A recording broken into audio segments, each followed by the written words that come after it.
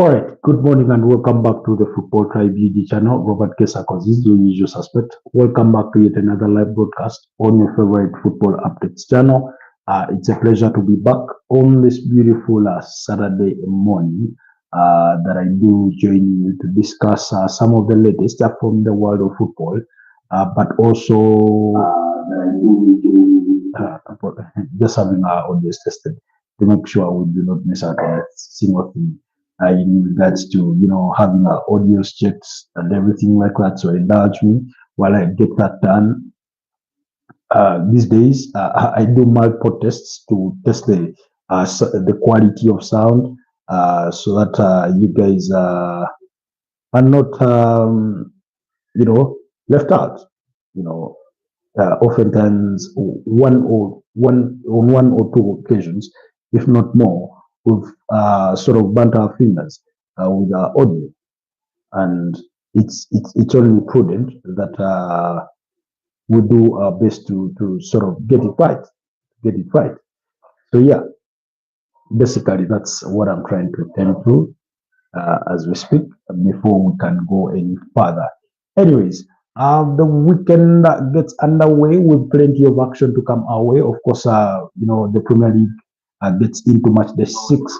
The Spanish La Liga has already concluded their match day six as we speak. Those games were played in the course of the midweek from Tuesday until Thursday. Barcelona were in action on Thursday night, among other teams. Real Madrid still perfect. We'll get to speak about the Premier League and more. Of course, the Premier League getting its own match day six. Only one team has so far been perfect, and that's Liverpool. So far, they've done really, really well. When you look at their tally of results, there's not much you can fault them for. And yeah, basically that's just it. In regards to the criticism that has come Arsenal's way, some valid, some sort of coming from bitter tongues or the same usual people. And by that, what do I mean? I mean, you see, the people who are always going to criticize you, regardless of what you do, and for them, it's for every little thing, it's going to be less about the results and more about their innate criticism of you, or in regards to everything that you do, right or wrong. Uh, when I'm giving my sort of analysis, my criticism to some of these teams, to the managers, the only reservation I leave out there as a disclaimer, as maybe the positive thing in everything that in all the storm that may not be going their way, is usually the natural fact that these managers get to see these players week, day in day out in training. That these managers also want to win. No manager plays to lose. Now, of course, you can criticize some of them that while they are playing to win, they are not doing enough to win because sometimes good is not good enough, and that's part of the criticism. Will come to level of Arsenal. They do certain things right, but then sometimes you feel it's good but not good enough to get you over the line, because when you're competing to win the league, you've got to be ruthless. You've got to be ruthless. And while Sir Alex Ferguson said defense is winning trophies, you've got to bang in the goals on the other side. Because if the goals do not go in the other side, then definitely you're going to end up with goalless draws, possibly at the tail end of the season, and you have 38 points. And not to say that that's what they're going to get, but and then you ought to send a message. For example, that game against Leeds, that was sending a message, putting 5 past Leeds. Nottingham Forest, of course, not a bigger scoreline, but 3 goals to nil is a good message. But when you come against these sort of big teams who you expect to go to win, and on different occasions or on certain occasions, we expect that you get the edge over them, and you do not do it, you're bound to get that level of criticism. But like I said, when you look at the report cards of all managers, I think you're going to give them.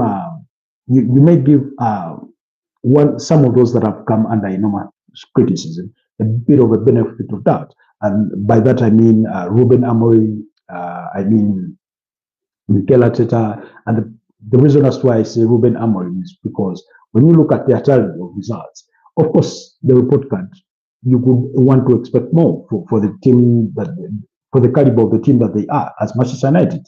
But when you have two losses, a draw, and two victories, it doesn't sound too bad. In the opening five fixtures, considering when you reflect on who those two losses have come against. If you lost at home against Arsenal, you didn't want to lose at Old Trafford, but yeah, they are capable of beating you, and they did that. When you lose in the Manchester City derby, sorry, in the Manchester derby against Manchester City, yeah, we're sort of we're not going to, we may not accept the loss, but we will understand that you lost to a worthy opponent, an opponent that was better than you on the day. So that's valid. Then when you sort of flip the thing, maybe the criticism that then extends for Ruben Amorim is predominantly been the sort of style of play in regards to there's no conviction amongst the fans in regards to what they watch. That yeah, we are on to something. It's not yet there, but we are on to it. Of course, we've had all the discussions about statistics, expected goals, and things like that. That you'd want to think that would give Manchester United the advantage in the long run. At the end of the day, it's the results that are going to count. There's always this constant debate amongst fans and analysts and things like that, that it's not just about winning, it also matters how you win. I think for teams like Arsenal and for teams like Manchester United, for the positions they do find themselves in their different phases of, rebuild or wanting to return to back to the glory days, it's going to be, and particularly for Arsenal, it's going to be more about the fact that they win than how they win, in my opinion. And yes, we've had this joke one too many times, or perhaps in some ways serious, that Arsenal are playing with the handbrake on. At the end of the season, if they were able to win 30 Premier League games, and they walk away with the Premier League title, we will be looking back at less how they won than more the fact that they actually won and walked away with the Premier League title. You remember, we've seen days when Liverpool were scintillating in their sort of play, especially under Jurgen Klopp. But on two occasions, they missed out on the Premier League title with just a point. But with just a point behind the eventual champions, Manchester City. So in the context of Arsenal, I think we've seen the Arsenal in different phases. In the beautiful play, in the dominance, blah blah, overly creating, scoring the goals, and doing it. And now the demand is that they get things over the line. And by getting things over the line, what we mean is go ahead and win something. Go out there and win silverware. So the only way you're going to win silverware is, I do not want to say is by sacrificing your style of play, but whatever you do, make sure you win, because there's no justification that's going to be good enough for a certain section of football followers. It won't be the injuries, it won't be how you played, it won't be how electric you are or how many goals you scored. Even if you score 1,000 goals, at the end of the day in the season, we'll speak about them as a record, whatever. But if they've not won a piece of silverware, that will be the end of the topic. That will be the footnote. It will be a footnote conversation in seasons to go by. We know that Arsenal have been very, very defensively solid over the past couple of 2-3 seasons. Best defense in the Premier League. But what has that translated to? At the end of the day, if it has not translated to silverware, it's absolutely nothing. So that's where they do find themselves. On the other side, Manchester United, like I said, it's really hard to sit down and say, for everything that has gone wrong, this is what they've done right. That's the unfortunate bit about Manchester United. But last season, bad reaching the finals of the UEFA Europa League, they knew that was somebody in the league, and that's why they finished 15th. So all that notwithstanding, we go into match day 6 with lots of pressure, different pressures for different teams, particularly for Arsenal. I think they're going to be under enormous pressure. First of all, given how they've operated or how they've played, the kinds of results they've got in recent days, but also what it will mean on the Premier League table if Liverpool go ahead and win against Crystal Palace. For Manchester United, they are looking to string a couple of good results. And for the first time, they will be looking for back-to-back Premier League wins under the charges of Ruben Amorim. Well, at this stage, I'm not convinced that they will get that kind of result. They are capable of getting it. They've just not shown us signs that we can bank on them, that, yeah, count on them with all your money on a given day, they're going to get you the results, you know.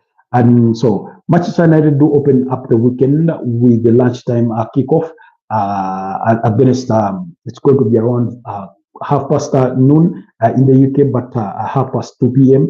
East African time when they go to play against Brentford. It's one of those teams that is a bogey side for Manchester United. They do struggle to win at the GTEC Stadium, including we just had, you know, a couple of losses there. Last season, but it was a 1-0 draw. Last season entirely, it was a 4-3 defeat.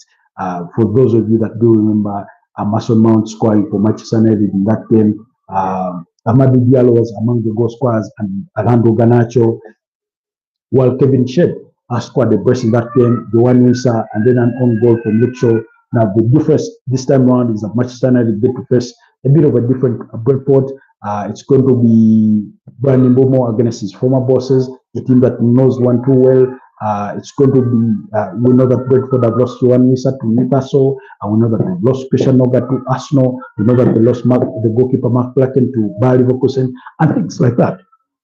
Now, in the context of the game, does that change the feeling about the game? Yes, it does change the feeling about the game because United have improved offensively in terms of the player power that they have based on what they had last season in comparison to what they have this season. And they have Brentford last season as top scorer and Bryan Mbeumo 20 goals. In any case, does he have anything to prove? Maybe not to Brentford, but maybe he only has something to prove to himself that his step up from Brentford to Manchester United is going to work out. So far, I do not think it has. Yes, he's off the mark. He did score, I think, against Burnley. He also scored against Grimsby Town. Was it Burnley? But he scored against Grimsby Town. So he needs to prove to himself that the leap he's made forward is worth the salt. And so far, it's not yet worked that way. But this game, it has a lot riding for it. Manchester United will know going into the weekend, if they can win this fixture, they close the gap on teams like Arsenal, Tottenham Hotspur, and Bournemouth, all who are within the top 4 or top 5, you know, and it would bring them on the first page of the league table or the league standings. And like I said, when you look at their report card, it's not as horrible as the statistics may make it sound or seem like, because if you're Manchester United and you've lost 2 games against teams that are worthy of losing against in Arsenal and Manchester City, that's okay. Maybe their one undoing that you could really condemn them for was that draw against Fulham, but it was a game away from home, so maybe you can cut them some slack. They are also a team in transition. Okay, maybe not so much in transition, but a project, you know, in development under Ruben Amorim. When you have players like, when your front three is entirely new, Matthias Cunha, Benjamin Sesko, Bryan Mbeumo, they are trying to learn to play with each other. Even if you swap out one of those and you fill in Mason Mount, or you fill in Bruno Fernandes, or whichever player that you may fit into that, it's going to be a new partnership. In the defense, I mean, those are players that have played together for quite some time now. They should be getting the basics right. He seems to have an obsession, I mean, Ruben Amorim, to make a centre-back substitution when it's not Harry Maguire coming on. That's if he didn't start, then it's Leny Yoro. We know the game comes a little too early for Lisandro Martinez and things like that. So, but either way, I think it's going to be a difficult game. Early kickoffs are always tricky. My opinion and my continuous prediction that I retain between this tie between an 11th place Manchester United and the 17th place Brentford, who have started the season not so much in difference to the expectations that we had coming into the sixth this season, because my personal prediction was that they will finish 18th on the Premier League table and get relegated because of the so many changes that they've undergone. They play with the kind of system of a 5-3-2-1 kind of system. That's the kind of system that they tend to deploy in majority of their fixtures. My own prediction is that this game will end in a 1-1 draw. If you're Manchester United, you'll be worried of Kevin Shedd. I think he's a very brilliant player. While they lost by 3-1 in their last Premier League, outing against Fulham. At home, they've been posting the results. They have 2 victories against Nottingham Forest, and yes, they have 2 victories against Nottingham Forest and against Aston Villa. They have losses to Fulham and Sunderland, and then a draw against Chelsea. So the mere fact that they managed to force Chelsea into that 2-2 draw is testament that they're capable of frustrating even a big side. While Chelsea may have their struggles, they remain a very decent side. So if you're Brentford to go away to Chelsea and pick up results, that in itself, there's something to be positive about. At home, that's where they've been really good. They've not lost a game at home because they kicked off the season at home, I think, against Nottingham Forest, beat them by 3-1, went away to Aston Villa and won there by 0-0.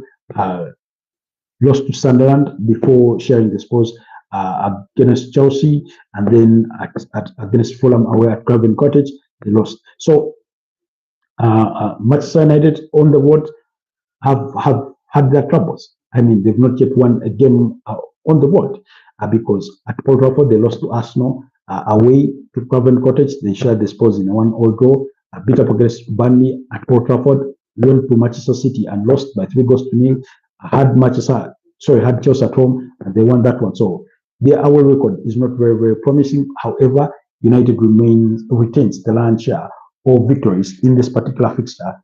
8 played, 5-1 for United, 2-1 for Brentford, and only 1 draw. And I have a feeling that today we're going to experience that another draw, in a 1-1 draw between this Manchester United side and and Brentford. So yeah, that's my feeling about that in that regard. So let's wait and see if indeed it will be the case. On the side of Manchester United, again, must I mention my expectations of the starting lineup, given that Casemiro was given a red card in that game against Chelsea. I would expect Manuel Ugarte alongside Kobbie Mainoo. That's how I would go with.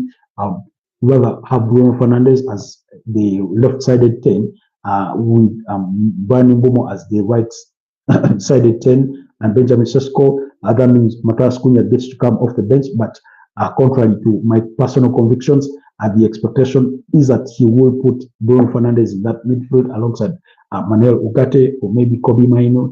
Then you expect the wing backs of Patrick Dogu and Musa Mazraoui, because the fixture may come a little too early in terms of fitness for Diego Dalot. Then back three of Luke Shaw, Lenioro, and Matthias de Ligt with Altay Bailly and Cole. So that's my expectation. The likes of Kevin Shedd on the other side will be the ones given the task and hurt this Manchester United side. Will they be capable of inflicting that kind of harm? We know that they are really capable. The goalkeeper should be Comain Kelleher in goal for Brentford. Michael Kayode, of course, like I said, they play with the back five. Step Van de Berg, Nathan Collins, Ethan Pinnock, then Kenan Lewis Potter at complete that back five. Then that midfield that is commanded by former Liverpool captain Jordan Henderson, Mikel Damsgaard. I mean, sort of a good side. Igor Thiago, and so they play with the, like I said, the 5-3 kind of two system. So that means we expect them to be defensively solid. So, like I said, for Man United, Bruno Fernandes, with Ugarte, Matthias Cunha, and Mbumo and Benjamin Sesko, who is yet to get off the mark. So let's wait and see. But that's my prediction. Then quickly moving away from that picture, let's run to Super Sunday, where we do have a game between Newcastle and Arsenal. We know that this is in a bit of a fast fixture. Arsenal lost twice to Newcastle last season, twice in the Carabao Cup, losing home and away without scoring a single goal. Then they got beat at St. James's Park by goal to nil. Before winning the reverse fixture at I think around 25th of May at the Emirates Stadium. That goal scored by Declan Rice. One in the earlier fixture which they lost, it was Alexander Isak who is going to be absent for Newcastle in this fixture because we know he made the transfer to Liverpool. So they're going to lack the Isak threat. But in the absence of the Alexander Isak threat, they replaced Nick Wout-Maada, who scored on his debut in the 1-0 victory for Newcastle against Wolverhampton Wanderers. There's if he is not to start, you do expect a very, very dynamic front three of Harvey Barnes, Anthony Gordon, and Anthony Elanga. But if I'm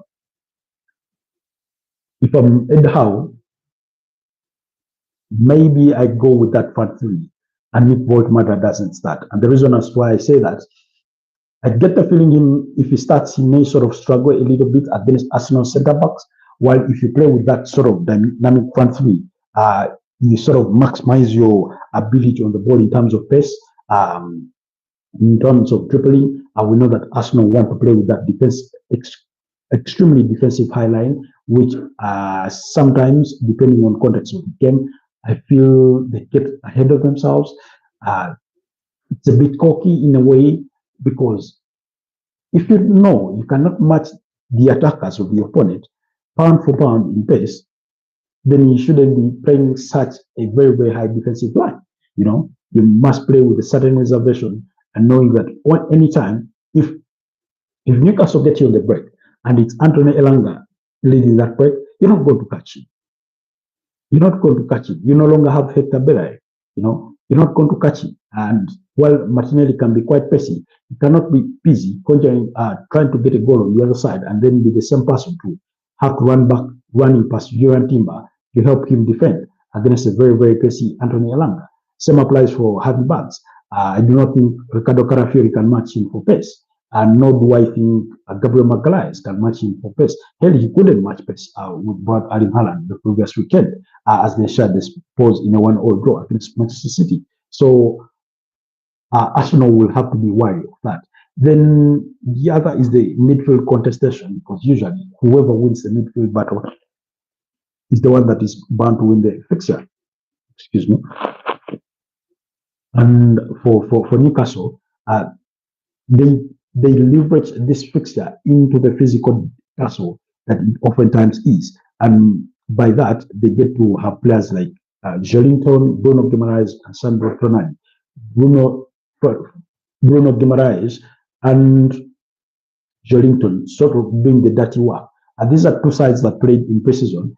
And I think Arsenal won that fixture.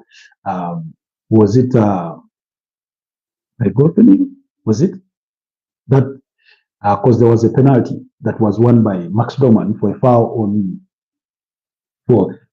Max Doman by Joelinton, who fouled him about thrice in a space of under 10 minutes. So Arsenal will have to be wary of that. Bearing in mind that Martin Zubimendi is new to these physical contests with some of these sides, while he so far fared well, you ought to have a certain kind of reservation for him as St. James's Park can be sort of be a hostile environment for Arsenal. And then Declan Rice, for me, should start. It shouldn't be Mikel Merino in addition to that double pivot. I think it should be Ebeleche Eze to play in the 10, while he doesn't offer you much in terms of counter press. Same would still apply to Ethan Nwaneri, which while he did in midweek, he played with that sort of double attacking midfielders of Ethan Nwaneri and Ebeleche Eze against Stockwell away. I do not expect that he would make the same decision against this Newcastle side come Super Sunday.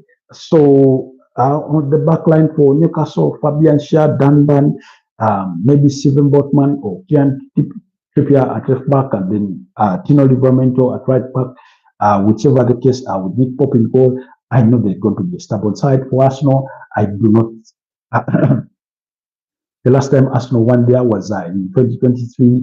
They beat Newcastle by 2-0. Ever since then, they've lost, I think, about what? 3 games at just St. James's Park.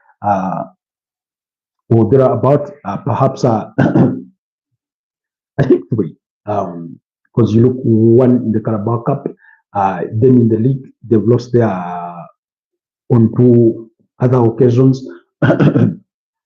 Right, so it's the kind of fixture where the home side oftentimes has the advantage, and yet we know for a fact that in cup competitions, particularly last season, Newcastle managed to beat Arsenal home and away in the semi-finals of the Carabao Cup. So if you had to take a bigger bet, a bet on the 2 sides, I wouldn't be surprised if somebody betted on Newcastle. However, Newcastle have not started the season in the best of form, and they've had 3 goalless draws. They've had the 1-0 victory, and then they had that stellar performance against Liverpool while they were down to 10 men, and Tony Gordon being given the red card in that game. And, excuse me. So, yeah. In terms of current form, Arsenal have the advantage. In terms of the context of the fixture, it could cancel itself out. Arsenal may finally get to score a goal at St. James's Park for the first time since February 2024, when they went there and lost. For the first time since May 2023. So my prediction is a 1-1 draw, even though I would want Arsenal to win that fixture. So those are my feelings about that fixture. Of course, Arsenal do come in that tie, having suffered a huge blow during the course of the week, learning of the knee injury to Noni Madueke, which will keep him out on the sidelines for a period of about 2 months with that knee injury. The actual extent of the injury is yet to be determined, or the actual damage where that is going to require surgery or anything like that, we are yet to find out. But so far the news isn't positive. It looks a bit similar to what Kai Havertz did suffer in the aftermath of Arsenal's victory away to Manchester United and things like that. So it's very unfortunate, but injuries are something they're going to contend with. I think they need to take a deeper self-reflection as to why their players are constantly getting injured, because when you look at so far this season, players that have suffered injuries, you have now Noni Madueke, Kai Havertz, Bukayo Saka, William Saliba, you have Ben White, Christian Norgard, of course, Gabriel Jesus is an injury from last season. Pierre Hinkap is another one that has, been sidelined through injury. That's why he was unable to feature for the Gunners in the midweek against Port Vale.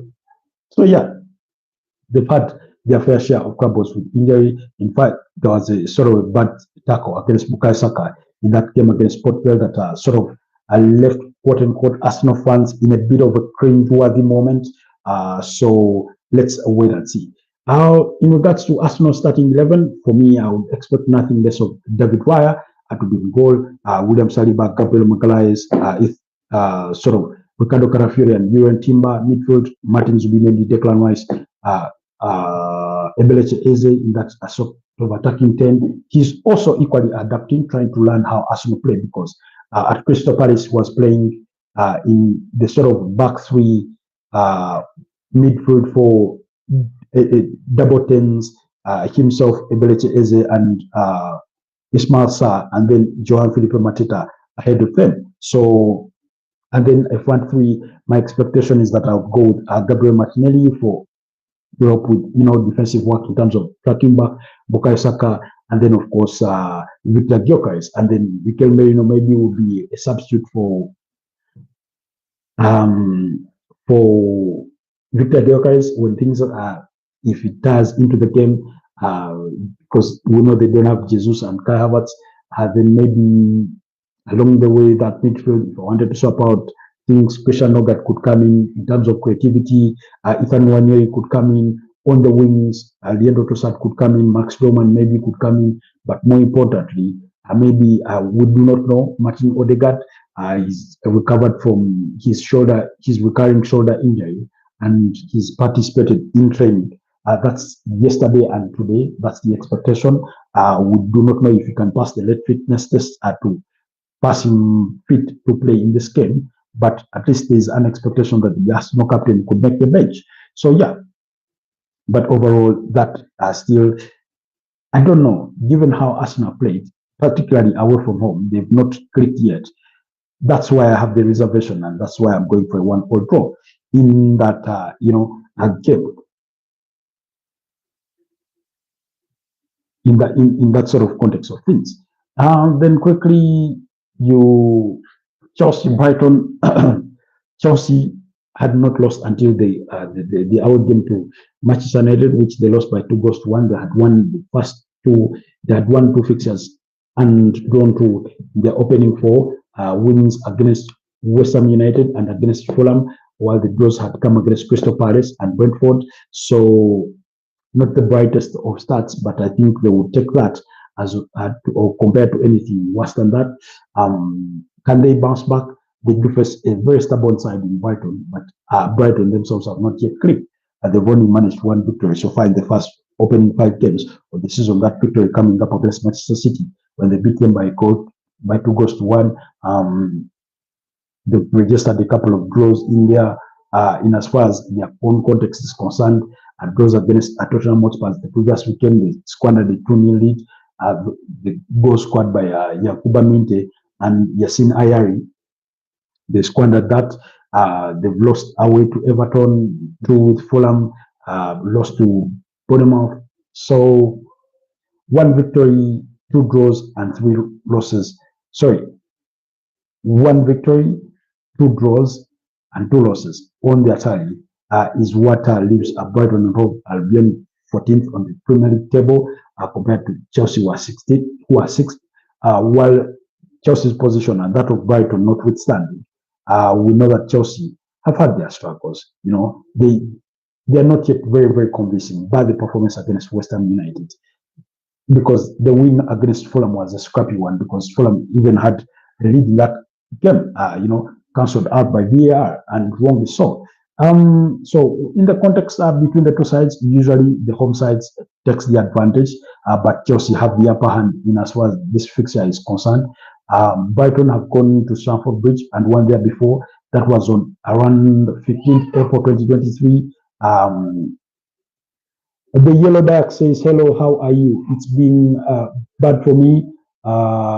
Flash flood everywhere here. Oh, sorry, so sorry about that, the Yellow Duck. I hope you're managing to stay safe.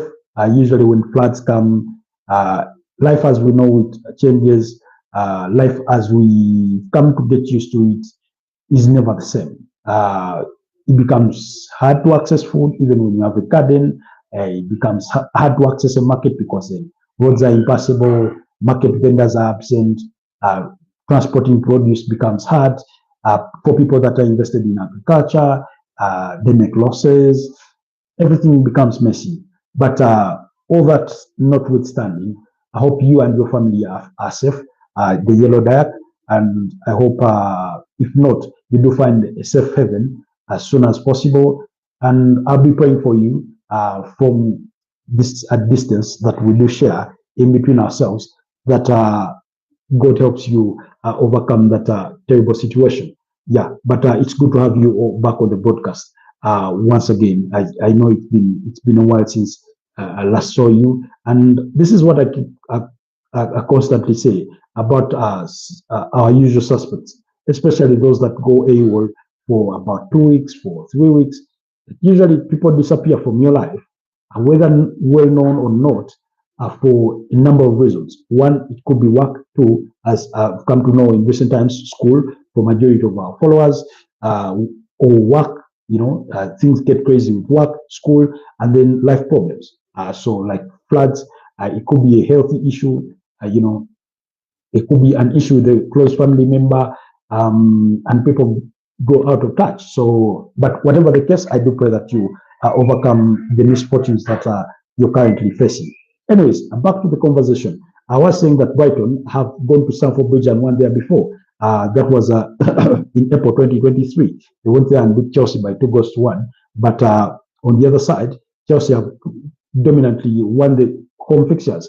Last season, they beat Brighton by 4-2, while the season earlier to that, they had beaten Brighton by 3-2. It sort of tends to promise to be a very, very high scoring fixture, including a 3-0 victory for Brighton at the Amex Stadium against Chelsea, while Chelsea won the reverse fixture by 4-2.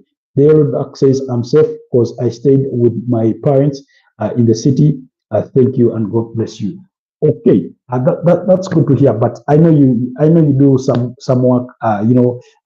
Is it with the palm oil and everything with that? While usually they are not crops that are prone to, or plants that are prone to, effects of a flood. It affects their activity, especially during the harvest season and things like that. But whichever it is the case, I do pray that you and your family are really, really okay, and even your distant loved ones, because sometimes when you live in the city, you may be protected, but then you have loved ones or family members, in the remote areas of the country, or what we prefer to call villages, and things like that. So I'll be praying for you. Anyways, so the fixture in itself, Brighton versus Chelsea, is one that tends to promise so many goals. Particularly for this prediction, I've gone for a 2-1 victory for Chelsea, because I'm not yet convinced that Brighton have their house in order. They've sort of struggled through games, as like I've said, they've already lost 2 games to Everton and Bournemouth. Then they squandered a 2-0 lead against Tottenham Hotspur, so that's what gives me the reservation. Chelsea will come in this particular fixture without Cole Palmer, who suffered an injury in that game, in that loss against Man United. They will be without their goalkeeper Robert Sanchez, who got a straight red card in that fixture in as early as the 50th minute. There will be, we do not know, he tends to tinker with his defense. So for me, I'll go with Trevor Chalobah and Tosin Aderabio, while Wesley Fofana can be a very good defender. He's too injury prone and very unreliable when it comes to fitness. At right back, I'd go with Richard James. I know sometimes he wants to play him in midfield, but I'll leave him at right back at the expense of Malo Gusto, Marco Correa at at left back. Then the midfield, a trio of Moises Caicedo alongside Andre Santos, with Enzo Fernandez ahead of them. I'll go with Pedro Neto and Julian Estavao on the wings, with João Pedro leading the lines for that. For that to be the starting 11, that's what I'm going with. Imagine getting a flood and Chelsea losing 2-1. My in-laws were laughing at me. My prediction is that Chelsea will win by 2-1. So I'm on your side on this one. But let's hope your in-laws, it won't be as bad as your in-laws have it in mind. But Chelsea will have to be wary of Danny Weber, Yassine Ayari, Yankuba Minte, Kaoru Mitoma, if you can get to play. Those are some of the good road tenants when it comes to that Brighton side, who are under the charges of Fabian Hatzler. So, of course, but Verbruggen in goal. You do Carlos Baliba in that midfield, very, very good player. Diego Gomez, then Jorginho, Ruta. Let's see, depending on who gets to start. But for me, Carlos Baliba, if anything, if Brighton are to get any result, whether it's a draw or even manage to beat Chelsea at Stamford Bridge, then Carlos Baliba has to have a very, very good day alongside Yassine Ayari in that midfield, while Lewis Dunk and Jean-Paul Van Hecke have to have a very, very good day in defense, because twice Van Hecke has faltered. Last weekend against Tottenham Hotspur, he conceded an own goal that gave Tottenham Hotspur the leveler, while when you want things back a week further behind, he had conceded a late penalty against Bournemouth and they lost. So yeah, Chelsea need a new centre-back and a new goalkeeper. I mean, we spoke about those things during the course of the transfer window when we were analyzing Chelsea and assessing them, and I constantly say that if there are critical additions that Chelsea needed to add to that squad was a better goalkeeper, better than what they already have in Robert Sanchez and Felipe Yavinson. And we talked about a centre back, even though they had managed to sign Joel Hato from Ajax, a centre back that sort of has the bit of leadership qualities. While not one too many names could come to mind in the immediate interim at the time, we know for a fact that they need one. So I certainly do agree with you on that submission that they need a definite goalkeeper. We know that they tried to sign Mike Maignan from AC Milan. Unfortunately, they were unable to get that deal over the line. There had been reports linking them with the potential move for Gianluigi Donnarumma. They distanced themselves from that, and we know he has ended up at Manchester City. So let's wait and see. But if I'm Chelsea, maybe at a period like January, I'll tempt Aston Villa with the pursuit for Emi Martinez while he's 32, maybe possibly turning 33. He still has a couple of 3-4 good seasons in him. Then for a centre back, it's not an easy one because when you look around in terms of seniority, because Chelsea do not need just a centre back for a figure of it. They need somebody that is going to offer leadership in that centre back. So it has to be somebody that can be reliable in that sense, that defensively solid, offers the leadership, somebody with a profile or the qualities of a Virgil van Dijk, somebody, a traditional John Terry, that kind of player. When you look around the Premier League, where are you going to get that from? Like I keep saying, there's not one too many of them. There are very many good centre backs within the Premier League, but with the leadership qualities that you need, doesn't come very, very often. Would you tempt PSG in acquiring Marquinhos? I do not know. Would you run to Real Madrid and try to get Antonio Rudiger back? I do not know. I do not think they would make that kind of move. I'd rather you look inwards in terms of the Premier League for that kind of centre back. Pau Torres tends to struggle with injury sometimes, but he's a very, very good defender at Aston Villa. So yeah, we'll wait and see. But that's my prediction for the game for Chelsea. Quickly, let's leave that one and run for the game between Liverpool and Crystal Palace. We know that these teams recently met in the Community Shield, and Liverpool lost to Crystal Palace by 3-2 in post-match penalties that preceded a 2-2 draw. It's the team that showed the rest of the world that Liverpool are very, very capable of conceding, albeit they managed to keep 2 clean sheets so far this season against Arsenal and against Burnley, but they've conceded at least a goal or 2. They conceded 2 against Bournemouth, against Newcastle, and then against Everton. Yes. I don't want Rudiger back.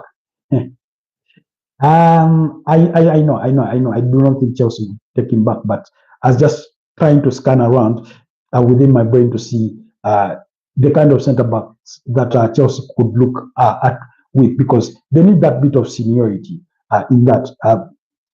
Whether that person is going to be partnered with Trevor Chalobah, Tosin Adarabio, or Levi Colwill, or Wesley Fofana, or Joel Hato, whichever it is, they need that bit of seniority. But I'm happy that we agree in that sense, that at least you acknowledge that they need somebody of that caliber. Maybe the Chelsea could go and test Arsenal's resolve and sign Gabriel Magalhaes. He has those qualities. We've seen that with him at Arsenal. So it's just a suggestion. Anyway, quickly to Liverpool versus Crystal Palace. Yesterday night we spoke about this game. I gave my prediction that I expect Liverpool to win away by 1-0. That's my prediction, but I do expect it to be a very, very difficult game.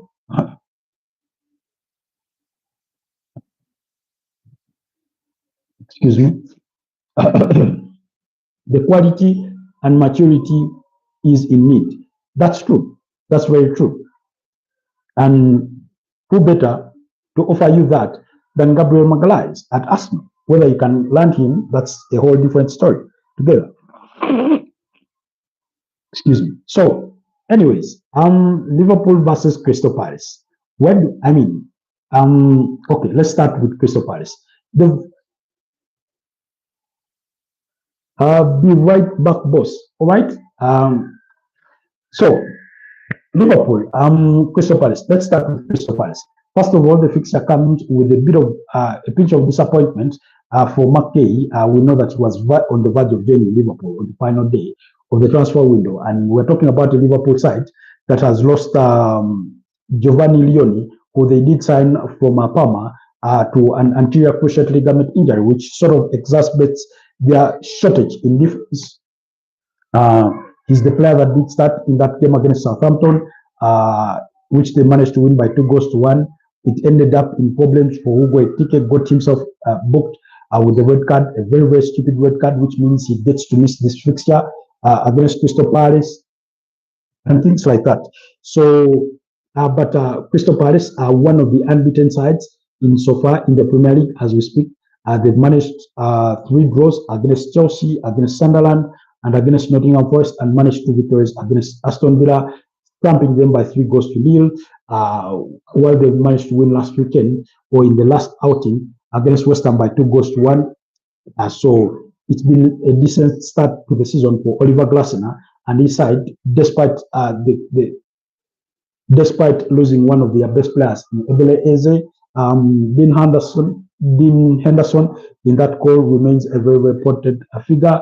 We know that they play with the back three that has McKay, Chris Richards, and Lacrosse, Maxence Lacrosse, and then they go with a belt of mid or 4 players midfield, a double pivot of Will Hughes and Adam Wharton, and then with the wing backs of Daniel Munoz and Tariq Mitchell, and then a double 10 kind of attacking in Jeremy Pino, and then Jeremy Pino, remember, was signed from Villarreal in the latter stages of the transfer window, and then alongside Ismail Sarr, and then Jean-Philippe Mateta gets to lead the lines in that regard. Like I said, Walter Bentes is injured. Then Kaleba Kopra, then there's Cheke Diakore. Those are some of the injuries that Crystal Palace are currently contending with.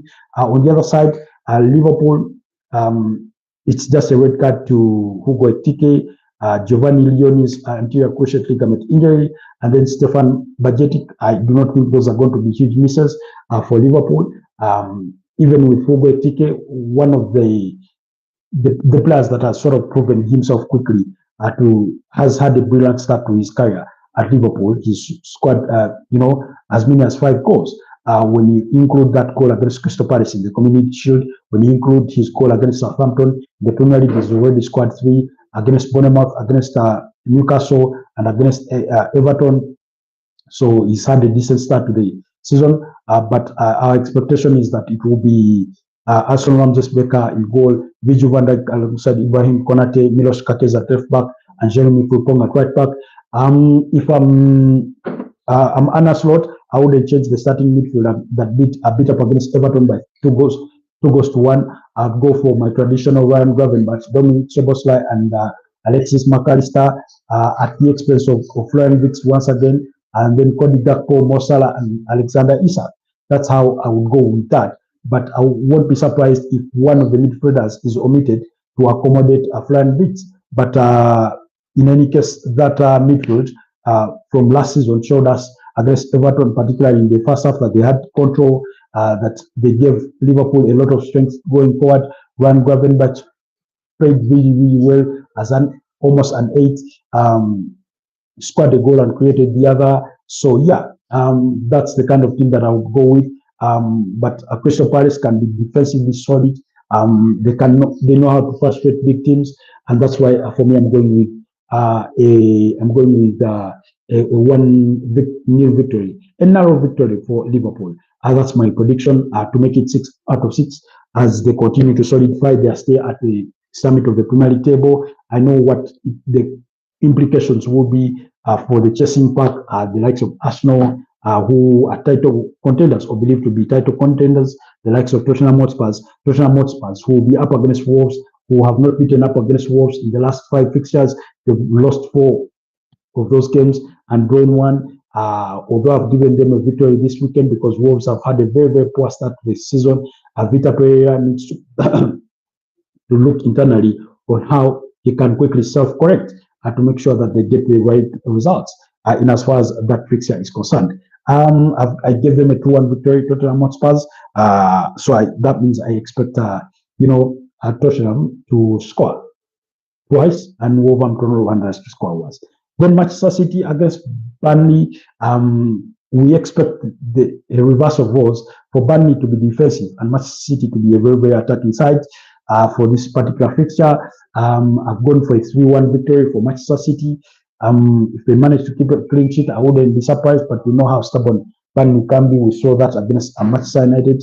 So yeah, but I've gone for a routine victory for Manchester City. Which game?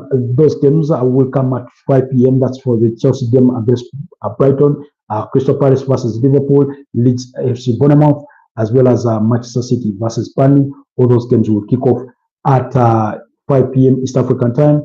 That's around 3 p.m. UK time. And then the game between Nottingham Forest and Sunderland will come at 7:30 p.m. while that of Tottenham Hotspur will come at 10 p.m. East African time. Nottingham Forest, Sunderland, I've gone for a 1-1 draw in that one.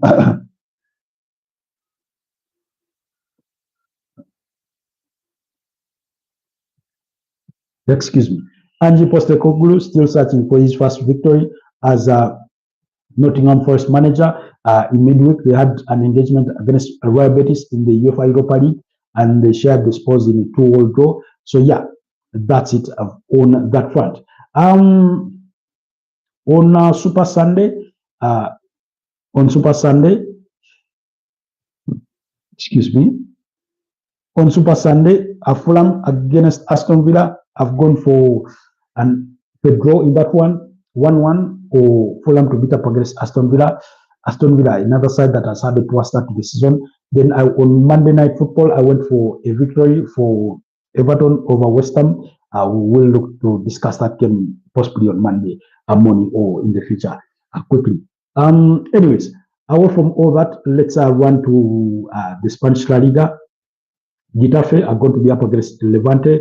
Atletico de Madrid will come at at 5:15 p.m. against their arch rivals of Real Madrid. It's the Madrid derby at the Wanda Metropolitano. I think Real Madrid have not beaten them in the last 4 meetings. 3 of those have been draws, and then the other was a victory for Atletico de Madrid. Those 3 have been 1-1 draws in terms of being at home. So you look at those results. Actually, last season, Real Madrid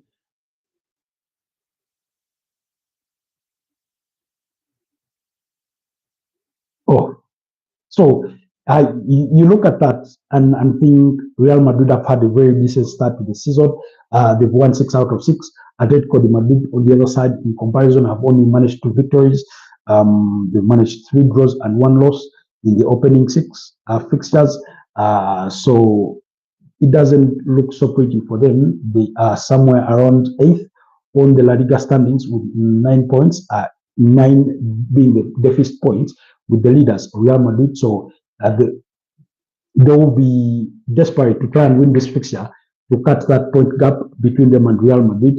But also, we are talking about derbies are the kinds of fixtures that sort of toss out form out of the window. Who has the best squad, because there's a way players are hyped for that kind of a game. So Atletico de Madrid, they've not been very convincing so far this season. They've not been very, very convincing. Remember, they lost in the UEFA Champions League 3-2 against Liverpool. So yeah, it's been a difficult start for the Diego Simeone. I've seen online conversation demanding, not particularly from Atletico Madrid fans, because I do not follow their fora so much, but there's been there's been a certain level of criticism that has been laid upon Diego Simeone and his failings, for all the time he's been at, Atletico de Madrid. And despite that, he remains their most successful manager. He's won them 2 league titles. He's won them a couple of, took them to 2 finals of the UEFA Champions League, 2014, 2016, and a couple of other things. He's won them, I think, 2 Europa League titles, possibly 2018. and then the other you have to go back, see 2012 when they beat around that period, maybe. So yeah, in essence, I would expect Jan Oblak in goal for Atletico de Madrid. Marcos Llorente, this one done that scored a brace against Liverpool. Robin and Lee Nomad, David Hanko, and Javi Gallan in that back four. Then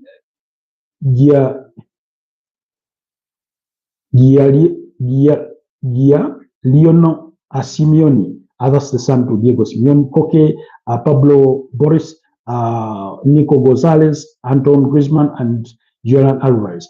For me, the question is why are the likes of Alex Baena not playing unless he's injured? Johnny Cardoso has an ankle injury, Thiago Almada, muscle injury, Alexander Soroth, the striker, got himself a red card. Then Jose Mario Gimenez has a muscle injury. On the side of Real Madrid, it's Ferland Mendy, Antonio Rudiger, and Trent Alexander-Arnold that are struggling with injuries. But we are talking about Julian Alvarez that has been on very, very good form. In their last victory, he scored a hat-trick. Real Madrid have Kylian Mbappe on good form. I think he so far scored 7 goals in the La Liga standings and does lead the top scorers.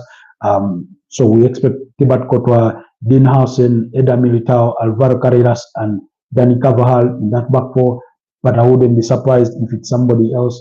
I think in the midweek victory, they played Alvaro Carreras as a centre back, and then they played Fran Garcia at left back. Aurelio Tchouameni to return in midfield alongside Fede Valverde, Adagula, and we know that Jude Bellingham is back from injury. Vinicius Junior and Franco Mastantuano getting a lot of game time ahead of Rodrigo Goes and Kylian Mbappe to lead the lines. But like I said, Jude Bellingham is back. It could be Brahim Diaz that gets the nod. So the question has been, given how well Adagula has been performing, do you sacrifice him to accommodate Jude Bellingham? We'll wait and see the kind of decision that Xabi Alonso takes on. But in the aftermath of this game, Real Madrid will have to travel about 12 hours for their Champions League game against Kairati Almaty, in the UEFA Champions League. So, yeah, my prediction is that it could end in a draw, 1-1, because I expect Atletico de Madrid to be super hyped for this one. Anyway, at 7:30 p.m., Mallorca will be up against Deportivo Alves, while at 10 p.m., we'll have Villarreal take on Athletic Bilbao and things like that. Then in the German Bundesliga, yesterday there was a game. Harry Kane scored his 100th goal for Bayern Munich. He's been just spectacular. They were beating up against Werder Bremen by 4-0. He did score a penalty in that game. In fact, so it was Jonathan Tah, Harry Kane with the brace, and Lema who scored for Bayern Munich to extend or to further solidify their lead at the standings of the German Bundesliga. So it's 5 out of 5 for them. Only 3 goals have been conceded. They've scored as many as 19. Harry Kane is already the top scorer. I think he has about 9 goals or so. So it's been really, really brilliant. It's really, really been brilliant. It's been brilliant in terms of those results. And then, but back to the fixtures in the German Bundesliga. Like I was saying, Augsburg will be away to Heidenheim. That's today. Then Mainz 05 will take on Borussia Dortmund. St. Pauli will be at home against Bayer Leverkusen. Wolfsburg will welcome RB Leipzig, while Borussia Mönchengladbach will be up against Eintracht Frankfurt. All those are very, very good fixtures to look forward to in as far as today's fixtures go. Then quickly in the Italian Serie A, Como in the at 4 p.m. are going to be up against Cremonese. Then Juventus will take on Atlanta, while Cagliari will be up against Inter Milan. In the Ligue 1, Lorient will be up against AC Monaco. Toulouse will take on Nantes. PSG will be up against Auxerre. Those are some of the fixtures that you should look forward to try and watch it. Anyways, guys, it's been a pleasure being this with you for the last 1 hour. Thank you so much, Yellow Dark, for the beautiful engagement. This a wonderful Saturday morning. I can see it's about 11:30, so allow me sign out. I'm not feeling well, as you may have noticed. I'm struggling with the cold and feel a bit feverish, but I hope I'll be better. Thanks for watching, and I'll see you guys next time. Bye-bye and have a blessed weekend. Let's link up again later in the course of the day to discuss the results that may have transpired. Bye-bye for now.